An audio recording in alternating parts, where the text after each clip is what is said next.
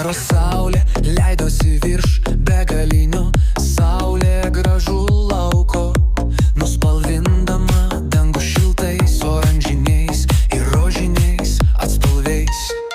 Švelnus vėlis glostė aukso spalvos plauvos, kurie vilnijo tarsi pati gamta būtų suteikusi jiems gyvybę. Jis stovėjo lauke, paslaptinga, tarsi iš senovinių legendų atgijusi laumė.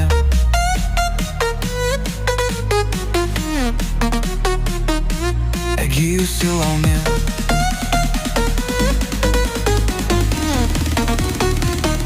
Jos mėlynos akys atspindėjo dangaus tyrumo, saulėgrąžų spalvos suknelė atrodė lyg pati gamta jam būtų apvilkusi.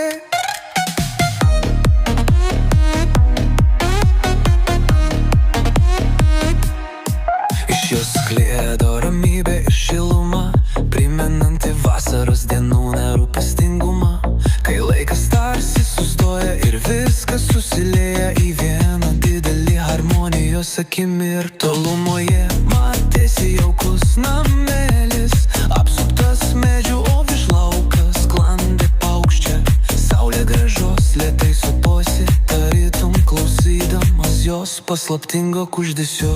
Galbūt ji buvo pasakų deivė, atėjusi dovanoti saulės, šviesos ir šilumos, o gal svajonė gimusi Ina vėlyvo vasaros vakaro ir pavirtusi realiai.